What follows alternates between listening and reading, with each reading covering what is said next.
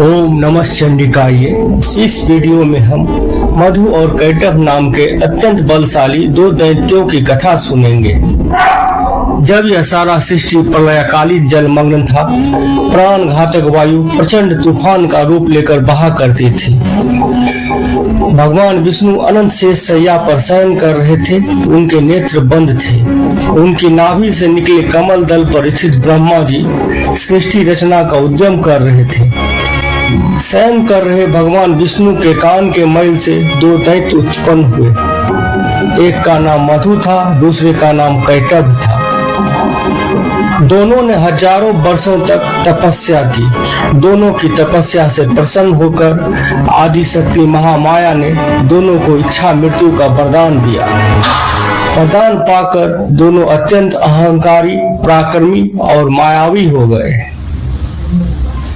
अहंकार में ही दोनों ने कमल दल पर स्थित ब्रह्मा जी को युद्ध के लिए ललकारा।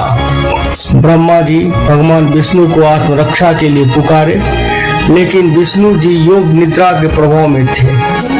अतः ब्रह्मा जी ने महादेवी देवी की स्तुति की।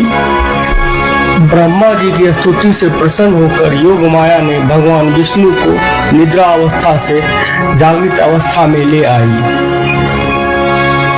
तत्पश्चात भगवान विष्णु और मधु कैटभ के साथ हजारों वर्ष तक युद्ध हुआ, लेकिन इस युद्ध का कोई परिणाम निकलकर सामने नहीं आया। तो एक बार फिर महादेवी प्रकट हुई।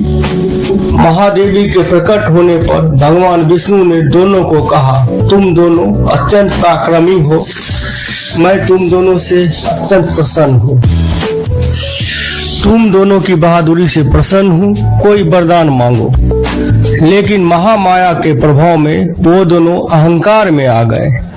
देवी के सामने स्वयं को बड़ा दिखाने के लिए वो दोनों भगवान विष्णु से बोले, नहीं, हम तुम्हारी वीरता से प्रसन्न हैं, तुम ही कोई वरदान मांग लो। भगवान विष्णु बोले, अगर वरदान देना ही है तो यह वरदान दो कि तुम दोनों का वध मेरे हाथ से हो। दोनों ने कहा, तथास्तु। तत्पश्चात दोनों को अपनी भूल का एहसास हुआ, तो वो दोनों बोले, अब तुम हमें वरदान दो कि तुम हमारा मृत्यु जमीन पर हो, क्योंकि उस समय पूरा पृथ्वी जलमग्न था। तो भगवान विष्णु ने हंसकर कहा, तथास्तु, और दोनों को अपने जांग पे रखकर चक्र से वध कर दिया।